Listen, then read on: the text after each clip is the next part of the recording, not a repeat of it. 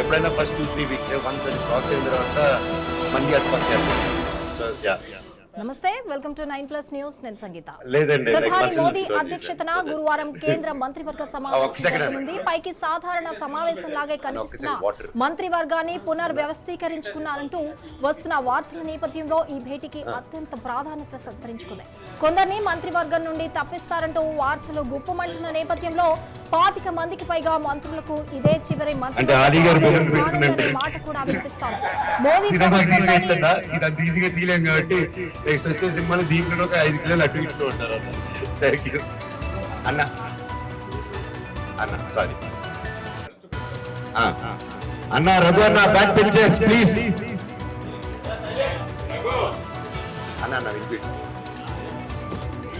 ఆయన ఆశీస్సులు లేకుండా ఎలాగన్నా ఇంత దూరం వస్తాము. అఫ్ కోర్స్ అన్న, నాకు నా నాన్నగారి ఆశీస్సులు, మీకు మీ నాన్నగారి ఆశీస్సులు లేకపోతే ఎక్కడ ఉండలేము. 100% అది మీకు ఎవరిని అడగాలో తెలుసు కదా, అక్కడ వెళ్ళి అడగండి. ఐ ఛాలెంజ్ మైక్ తేలకండి. మరి హెల్మెట్ తీసుకున్నారండి. ప్రధాని మోదీ అధ్యక్షన గురువారం నేను సత్య, అనిల్ కిషోర్ అందరూ బాగా ఎక్సైట్ అయిన స్క్రిప్ట్ అది dark comedy. But it was 2 సీజన్లు చేయాల్సింది. అప్పుడు కొంతమంది క్యాస్ట్ రూల్ లాస్ట్ మినిట్ లో వీసా ప్రాబ్లమ్ నుంచి కెనడాకి ఇక్కడికి సో 2 సార్లు అయింది. 6 months time period we tried, unfortunately did happen అండి. So will see whenever it takes. 30 మంది క్యాబినెట్ మంత్రులు, స్వతంత్ర హోదా కలిగిన 5 మంత్రులు, ఇలా మొత్తం 72 మంత్రులు మోదీ సమావేశంలో పాల్గొననున్నారు. మోదీ ప్రభుత్వంలోని మంత్రులంతా సమావేశం కానుండడంతో ఈ ఏడాది ఇదే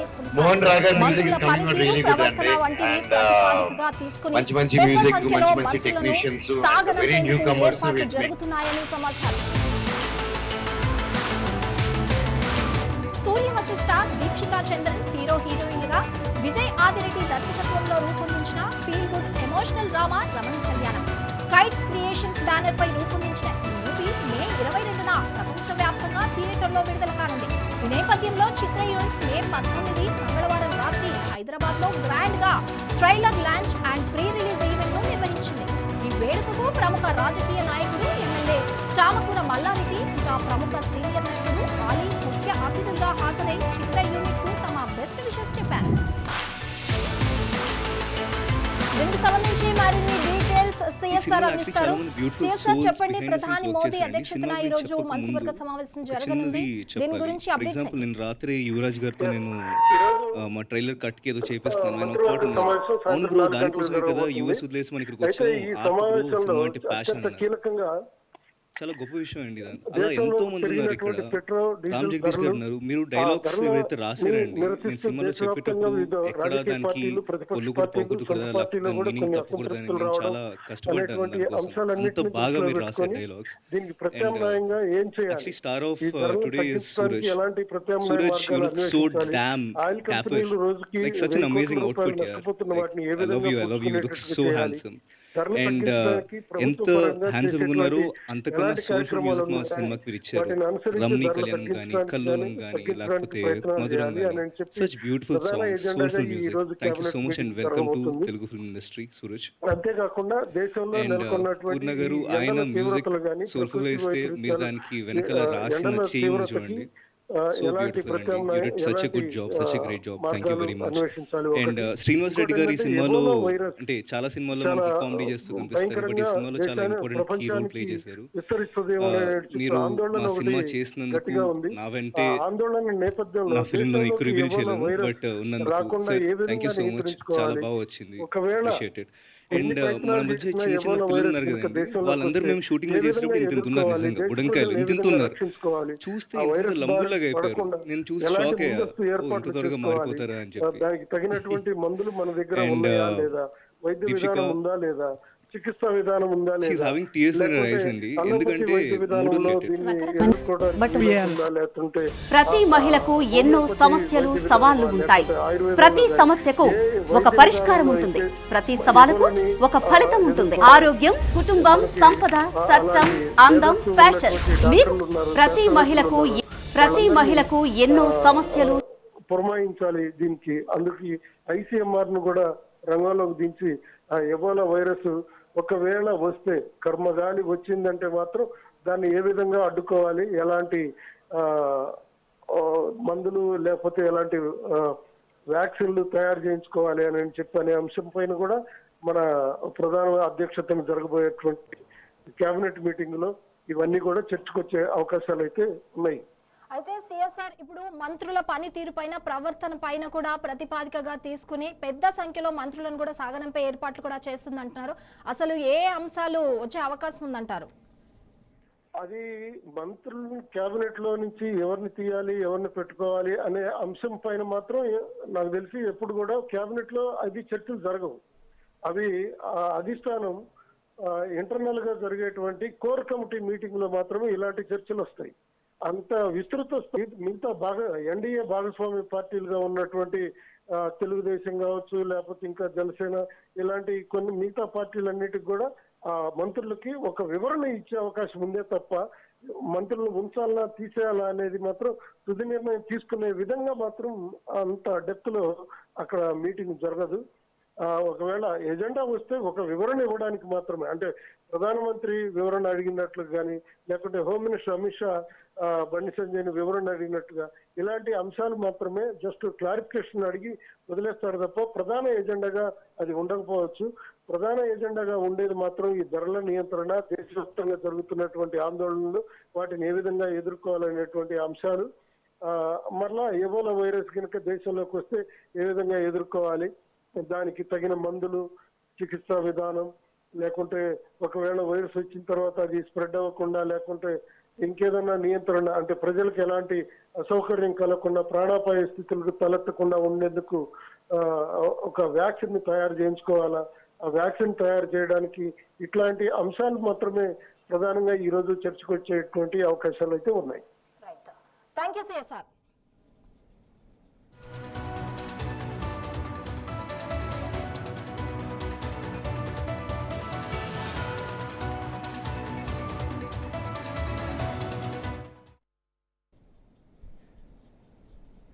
కాళేశ్వరం త్రివేణి సంగమం వద్ద నేటి నుండి సరస్వతి అంత్య పుష్కరాలు ప్రారంభమయ్యాయి.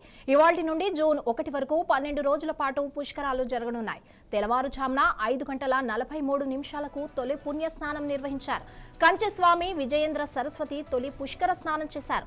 రాష్ట్ర గవర్నర్ శివప్రసాద్ శుక్లా చేతుల మీదుగా పుష్కరాల వేడుకను లాంఛనంగా ప్రారంభించారు. పుష్కరాలకు 30 నుండి 40 లక్షల మంది భక్తులు హాజరవుతారని అధికారులు అంచనా వేశారు. ఇందుకోసం 30.63 కోట్ల నిధులతో భారీగా ఏర్పాట్లు చేశారు. భక్తులకు ఎలాంటి ఇబ్బందులు లేకుండా అన్ని శాఖల సమన్వయంతో వసతులు కల్పించారు.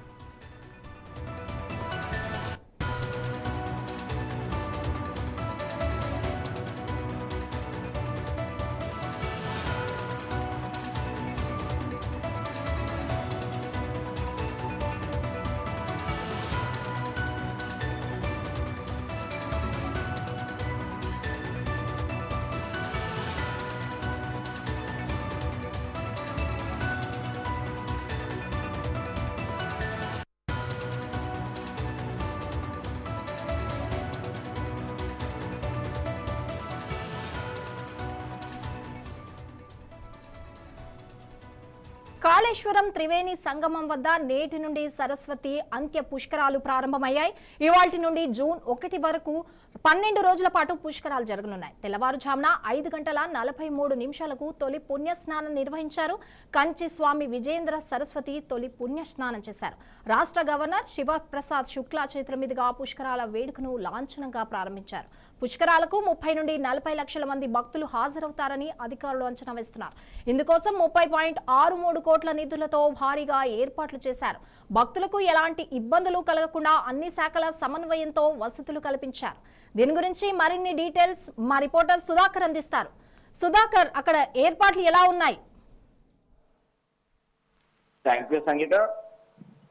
భూపాల్పల్లి జిల్లా కాళేశ్వరంలోని సరస్వతి అంతిమ పుష్కరాలు త్రివేణి సంఘం దగ్గర నిర్వహించడం జరుగుతుంది. ఈ రోజు నుంచి మొదలుకొని జూన్ 1 వరకు నిర్వహించే ఒక 12వ రోజు పుష్కరాలు భారతదేశం వ్యాప్తంగా చూస్తే మొత్తం చుట్టుపక్కల ఉన్న తెలుగు రాష్ట్రాలు కాక ఇటు మహారాష్ట్ర కానీ, ఛత్తీస్గఢ్, దాంతో పాటు ఒరిస్సా తదితర ప్రాంతాల నుంచి కూడా పెద్ద ఎత్తున భక్తులు వస్తారని చెప్పి అంచనా వేసి సుమారు 40 లక్షల పైన కూడా ఈ యొక్క భక్తులు వచ్చి పుణ్యస్నానాలు ఆచరిస్తారని చెప్పేసి అధికారులు కూడా దానికి తగ్గట్టు కూడా ఏర్పాటు చేయడం జరిగింది. ఈ రోజు ఉదయం 5:43 కంచి పీఠాధిపతి శ్రీ జయగురు శంకర వీరేంద్రచారి స్వామి సరస్వతి స్వామి అత్య పుష్కరాలకు ప్రారంభించారు. ఈ రోజు ఉదయం కూడా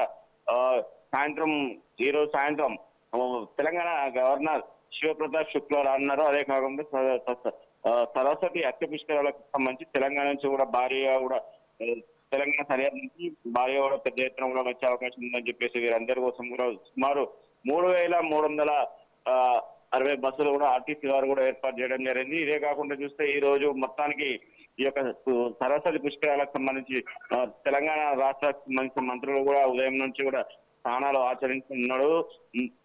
ఉదయం నుండి తెలంగాణ దేవాదాయ శాఖ మంత్రి కొండ సురేఖ, ఆమెతో పాటు దుద్దిల శ్రీధర్ బాబు కూడా ఈ రోజు ఉదయాన్నే స్నానాలు ఆచరించడం జరిగింది. వారితో పాటు పాల్గొన్న దాంట్లో దేవాదాయ కమిషనర్ హనుమంతరావు మరియు జిల్లా కలెక్టర్ రాహుల్ శర్మ, ఎస్పీ సంకీర్తం కూడా ఉదయాన్నే స్నానాలు ఆచరించి ఇదే కాకుండా వచ్చే భక్తులకు ఎలాంటి ఇబ్బందులు కలగకుండా ముందస్తుగానే రూట్ మ్యాప్ కూడా తీసుకోవడం జరిగింది. ఎవరికి కూడా గత సంవత్సరం జరిగిన సరస్వతి పుష్కరాలకు సంబంధించి కూడా ట్రాఫిక్ జామ్ ను దృష్టిలో పెట్టుకుని ముందస్తుగానే ట్రాఫిక్ షెడ్యూల్ కూడా దానికి సంబంధించిన కూడా పోలీసులను కూడా భారీగా ఏర్పాటు చేసుకోవడం జరిగింది. ఇదే కాకుండా ఇక్కడికి వచ్చే భక్తులకు బస చేయడానికి కూడా 20 పడకల గదులు కూడా ఏర్పాటు చేయడం జరిగింది. ఇదే కాకుండా టెంట్ సిటీ కూడా మొత్తం కూడా పెద్ద ఎత్తున కూడా వచ్చి భక్తులు సుదూర ప్రాంతాల నుంచి వచ్చి ఉండడానికి కూడా టెంట్ సిటీ కూడా ఏర్పాటు చేయడం జరిగింది. ఎండ తీవ్రతను కూడా దృష్టిలో పెట్టుకొని వారికి కావాల్సిన సరైన వాటర్ కూడా ఇలాంటి అన్ని సరఫరా కూడా చేయడానికి కూడా వాలంటీర్స్ పారిశుద్ధ్య కార్మికులను కూడా నిర్వహించడం జరిగింది. ఇదే కాకుండా చూస్తే మొత్తం మీద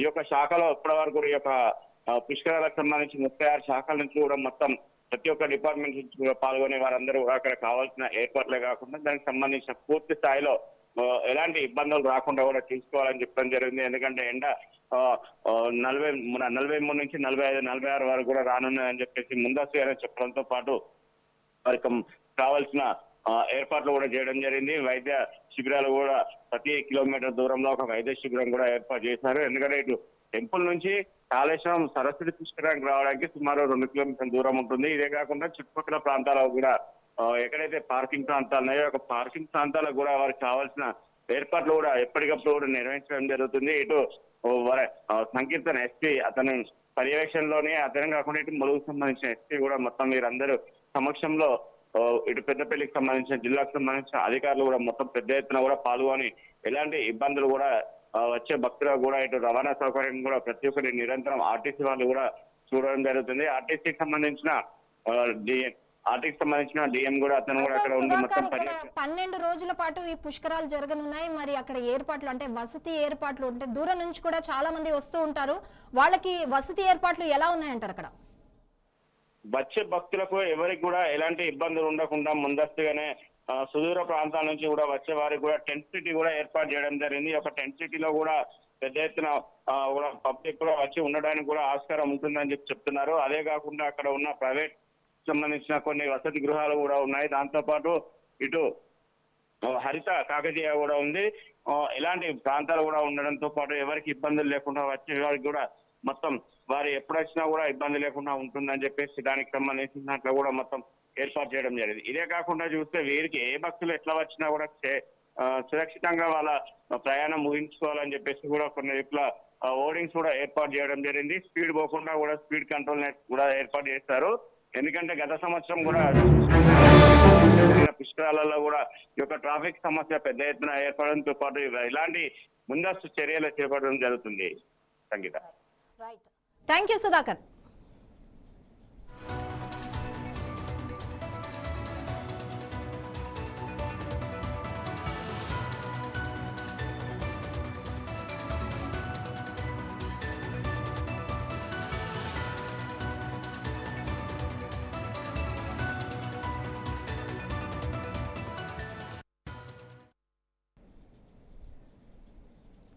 వివాహేతర సంబంధం ఓ వివాహిత ప్రాణాల మీదకి తెచ్చింది. క్షణికావేశంలో ప్రియుడే ఆమెను అంతమొదించాలని చూసిన ఘోర ఉదంతం భీమిలి పోలీస్ స్టేషన్ పరిధిలో కలకలం రేపింది. మెడకు ప్లాస్టిక్ కోటెడ్ ఐరన్ వైర్ బిగించి చావు బతుకుల మధ్య ఉన్న మహిళను పోలీసులు స్థానికులు కాపాడిన ఘటన స్థానికంగా సంచలనంగా మారింది.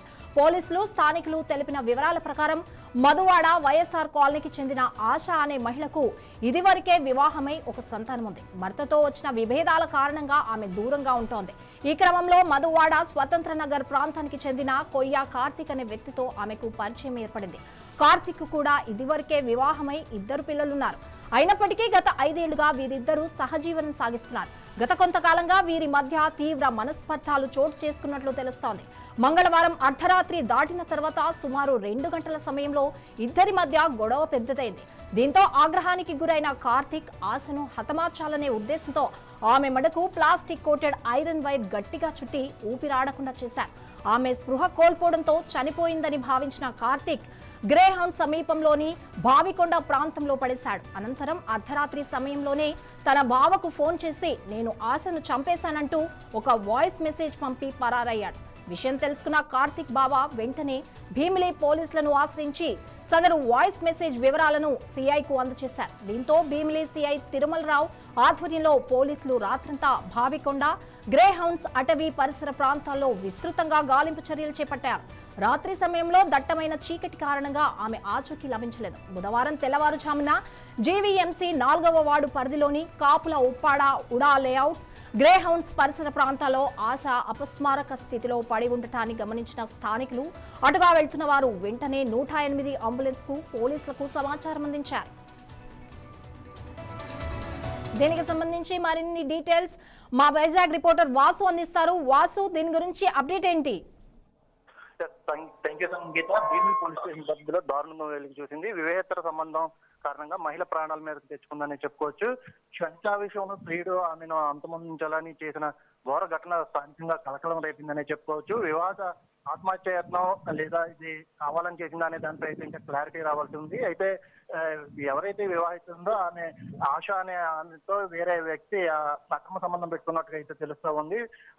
ఎవరైతే ప్రియుడు ఉన్నాడో కొయ్య కార్తిక్ చేతిలో తీవ్రంగా గాయపడ్డ మహిళ మధురవాడ వైఎస్ఆర్ కాలనీకి చెందిన ఆశగా అయితే గుర్తించడం జరిగింది. అయితే వీరిద్దరూ కొద్ది కాలంగా సహజీవనం అయితే చేస్తూ ఉన్నారు. వీరి మధ్య గత 2 నెలల నుంచి కూడా కొన్ని కారణాల వల్ల ఘర్షణ చోటు చేసుకుంటూ ఉన్నాయి. ఈ నేపథ్యంలో ప్రియుడు కాస్త తను వేధిస్తున్నాడని గతంలో కంప్లైంట్లు కూడా ఇవ్వడం జరిగింది. అయితే ఈ నేపథ్యంలో వీరిద్దరూ మళ్ళీ కలుసుకోవడం జరిగింది. కలుసుకుని వేరేగా కాపురం కూడా పెట్టడం జరిగింది. అయితే ఇద్దరికి కూడా పెళ్ళయ్యి తనకు బాబు ఉన్నాడు, అలానే ప్రియుడికి 2 పిల్లలు కూడా ఉన్నారు.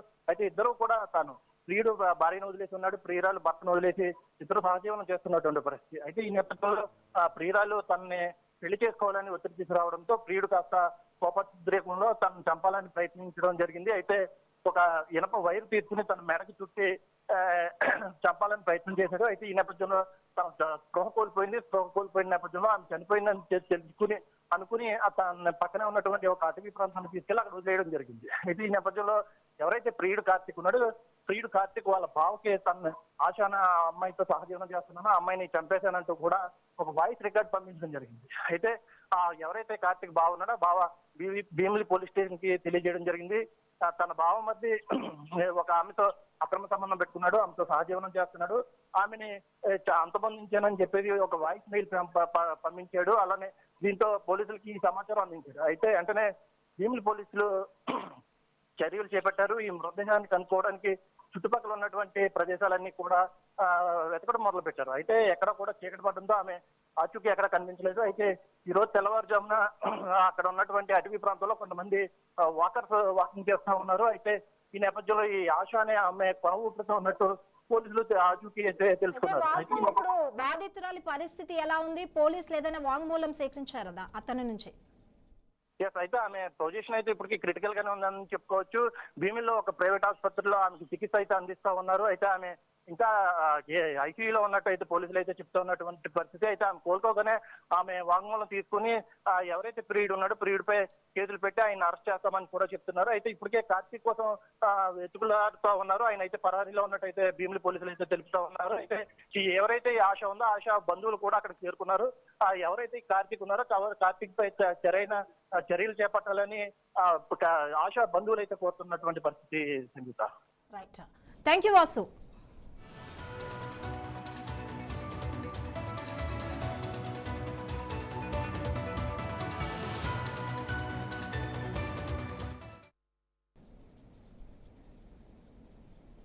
ఆంధ్రప్రదేశ్ రాజకీయాల్లో ఓ హాట్ న్యూస్ ఇప్పుడు చక్కర్లు కొడుతోంది.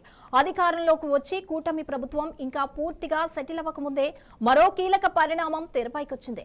మాజీ ముఖ్యమంత్రి వైఎస్ జగన్మోహన్ రెడ్డి అరెస్టు కోసం డిప్యూటీ సీఎం పవన్ కళ్యాణ్ కేంద్రంపై తీవ్రంగా ఒత్తిడి తెస్తున్నారనే ఆ వార్త సారాంశం. ఇటీవల ఢిల్లీలో కేంద్ర హోంమంత్రి అమిత్ షా పవన్ భేటీ అయినప్పుడు ఈ అంశాన్ని ప్రస్తావించాడని, దీనికి బీజేపీ అధిష్టానం నుండి ఊహించని సమాధానం వచ్చిందని రాజకీయ వర్గాల్లో జోరుగా ప్రచారం సాగుతోంది.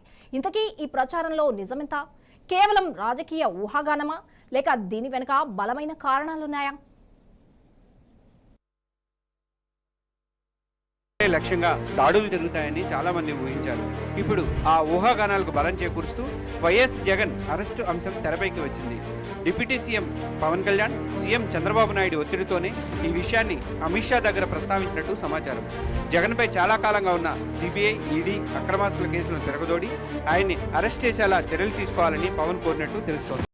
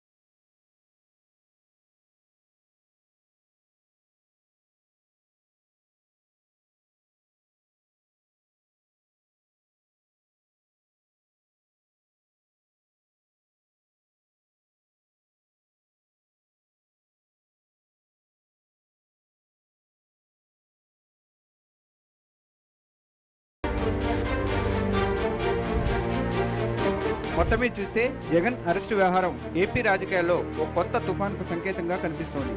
ఓవైపు పాలపై దృష్టి పెట్టాల్సిన కొత్త ప్రభుత్వం, మరోవైపు రాజకీయ కక్ష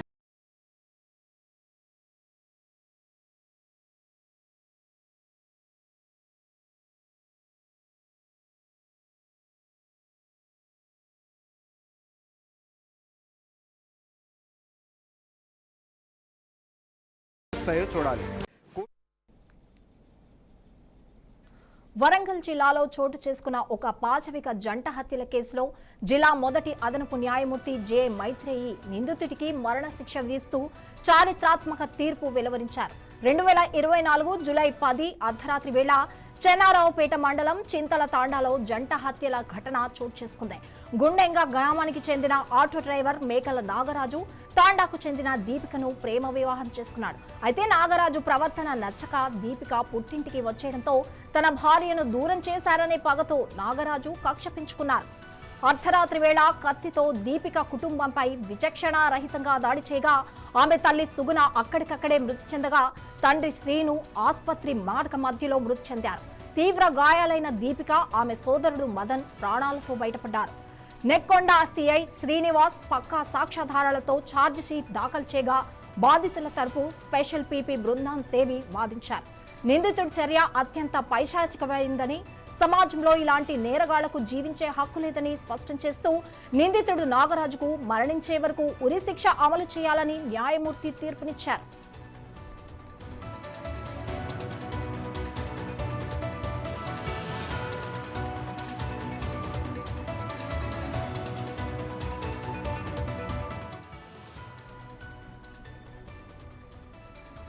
దీనికి సంబంధించి మరిన్ని డీటెయిల్స్ మా రిపోర్టర్ సుధాకర్ అందిస్తారు. సుధాకర్, దీని గురించి అప్డేట్ ఏంటి? థ్యాంక్ యూ సంగీత. అత్తామామలను చంపిన అల్లునికి 50 గవ శిక్ష పడింది. ఈ యొక్క శిక్షను వరంగల్ జిల్లాకు సంబంధించిన మొదటి అదనపు జిల్లా జడ్జి సంచలన తీర్పు ఇవ్వడం జరిగింది. గత సంవత్సరం జరిగిన ఈ యొక్క హత్య కేసు సంబంధించి పూర్తిగా వివరాలకు పోతే ప్రేమించి పెళ్లి చేసుకున్న భార్య తన వదిలేసి పుట్టింటికి వెళ్లి తిరిగి రావడం లేదని చెప్పేసి ఆమె తల్లిదండ్రులు అత్త మామూలం కారణం అని చెప్పేసి భావించి వారిని చంపిన అల్లుడికి వరంగల్ మొదటి అదనపు కోర్టు శిక్ష విధించడం జరిగింది. ఈ మేరకు జడ్జి జే మైత్రివాల్ బుధవారం నాడు నిన్న సంచలన తీర్పు వెలువరించడంతో పాటు ప్రాసిక్యూటర్ కథనం ప్రకారం చూస్తే మహబూబాబాద్ జిల్లా గూడూరు మండలం గుండేరు గ్రామానికి సంబంధించిన మేకల నాగరాజు వరంగల్ జిల్లా చెన్నారావుపేట మండలం 16 చింతల తండాకు సంబంధించిన బానోద్ దీపికను ప్రేమించి వివాహం చేసుకున్నాడు. తన హన్మకొండలోని 2023లో డిగ్రీ చేసిన దీపిక హైదరాబాద్ లోని నాగరాజు హైదరాబాద్ జగదీర్గుట్టలోని తీసుకువెళ్లి వివాహం చేసుకున్నారు. ఈ పెళ్లిపై దీపిక తల్లిదండ్రులు పోలీసులకు ఫిర్యాదు చేయగా ఇరువురు మేజర్ కావడంతో పాటు వారికి పెళ్లి విషయంలో జోక్యం చేసుకోకూడదని చెప్పేసి దీపిక తల్లిదండ్రులకు కూడా కౌన్సిలింగ్ నిర్వహించి పంపించడం జరిగింది. అయితే పెళ్లైనప్పటి నుంచి కూడా దీపికను నాగరాజు గృహహింసకు గురి చేస్తున్నారని చెప్పేసి భరించలేక 2024 తన పుట్టింటికి వెళ్లిపోయిన తర్వాత దీపిక తల్లిదండ్రుల కారణం అని చెప్పేసి వారిపైన కక్ష పెంచుకున్న నాగరాజు కుటుంబ సభ్యులంతా చంపుతానని చెప్పేసి పలుమార్లు కూడా హెచ్చరించి వారికి హెచ్చరికలు కాకుండా బెదిరింపులకు కూడా గురి చేయడం జరిగింది. అదే కాకుండా 2-3 సార్లు కూడా ఇదేమైనా కట్నానికి సంబంధించిందా లేదంటే ఇంకా ఏమైనా ఇతర కారణాలు ఏమైనా ఉన్నాయా? వరకట్నం వేధింపులు ఏమైనా చేశారా? కట్నానికి సంబంధించింది అయితే ఏమి కాదు. ఎందుకంటే వీరిద్దరు నాగరాజు దీపిక ఇద్దరికి ఒకరికొకరు ఇష్టపడి ప్రేమించి పెళ్లి చేసుకోవడం జరిగింది. కాకపోతే ఏంటంటే నాగరాజు ఆ అమ్మాయిని కొంచెం హింసించడంతో పాటు కొంచెం శాడిజం గా తయారై అమ్మాయి పైన కొంచెం దాడి చేయడము అట్లానే కొట్టడం అట్లాంటి పనులు చేయడంతో పాటు అమ్మాయి దీపిక తన పుట్టింటికి రావడం జరిగింది. ఇందులో భాగంగా చూస్తే పుట్టింటికి వచ్చిన తర్వాత కూడా వారు పెద్ద మనుషుల మధ్యలో 2-3 సార్లు అంటే సెటిల్మెంట్ చేసుకుని మాట్లాడుకొని మళ్ళీ పంపిద్దామని చెప్తే పిమ్మట కూడా నాగరాజు మళ్ళీ అలానే చేయడం ద్వారా అతని బుద్ధి మారకపోవడంతో పాటు వారు మొత్తం తీసుకొని వచ్చి వాళ్ళ ఇంటికన్నా పెట్టుకోవడం జరిగింది. వాళ్ళ స్వగ్రామమైన వరంగల్ జిల్లా నెక్కొండ మండలానికి సంబంధించిన 16 చింతల తండాకు తీసుకొని వచ్చి వారి ఇంట్లో ఉండగా ఒక రోజు నైట్ నిద్రిస్తున్న సమయంలోనే ఒక శ్రీనివాస్ నాగరాజు అయితే ఎవరైతే ఉన్నారో నిందితుడు అతను వాళ్ళ అత్త మామ బానోత్ శ్రీనివాస్ సుగుణాలపై కత్తులతో దాడి చేయడమే కాకుండా అడ్డు వచ్చిన వారి బామ్మారి బానోత్ మదన్లాల్ చంపేందుకు కూడా ప్రయత్నించాడు. బాధితులు అర్ధనాదాలతో పాటు చుట్టుపక్కల ఉన్న తండావాసులంతా నిద్ర లేచి వచ్చి వెంటనే నాగరాజు అక్కడి నుండి పారిపోయారు. ఈ ఘటన సంబంధించి సుగుణ అక్కడికక్కడ మృతి చెందగా నర్సంపేట ప్రభుత్వ ఏరియా హాస్పిటల్ తీసుకొచ్చినాక దీప్తి తండ్రి బానోత్ శ్రీనివాస్ కూడా అక్కడ ఏరియా హాస్పిటల్లో మృతి చెందడం జరిగింది. దీనికి తర్వాత కూడా పోలీసులు నాగరాజును అరెస్ట్ చేసి కోర్టుకు హాజరుపరిచి సాక్ష్యాలను పరిశీలించిన తర్వాత నాగరాజుకు మరణించేంత వరకు ఉరిశిక్ష విధించాలి, లేదంటే మరణశిక్ష వ్యావగా శిక్ష వేయాలని చెప్పేసి పోలీసులు కూడా కోర్టు కూడా తీర్పునిచ్చడంతో పాటు ఇటు వరంగల్ జిల్లా వాసులు కూడా మొత్తం సంతోషం హర్షానందానం వ్యక్తం చేస్తున్నారు. అయితే వీరికి ఏదైనా సంతానం ఉన్నారా? వీరికి పెళ్ళైన 1 సంవత్సరం తర్వాతనే వారు ఇంటికి రావడం, ఈ దీప్తి వాళ్ళ పుట్టింటికి రావడం జరిగింది. వీరికి ఎలాంటి సంతానం కూడా లేదు. ఎందుకంటే సంతానం లేకపోవడమే అంటే వీరికి కారణం అని చెప్పేసి ఒక కారణంగా అనుకోవచ్చు. ఇంకో కోణంలో చూస్తే ఈ నాగరాజు ఎప్పుడు నిరంతరం కూడా మద్యానికి బానిసై వేధించడమే ఈ యొక్క ముఖ్య కారణం. వీరికి పిల్లలు కూడా ఎవరు లేకపోవడంతో పాటు ఇలాంటి చేస్తున్నాయి. వీరి అమ్మాయిని తీసుకొని వచ్చి ఇంకొకరికి అయినా ఇంకో సంబంధమైన డైవర్స్ తీసుకుని ఇంకో వివాహం చేస్తామని చెప్పేసి వారి తల్లిదండ్రులు కూడా నిశ్చయించుకున్నట్టు కూడా తెలుస్తుంది. Thank you Sudhakar.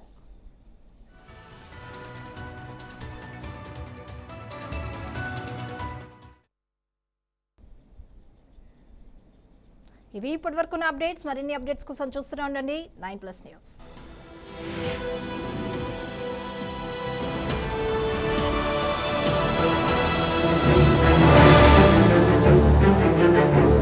Thank you.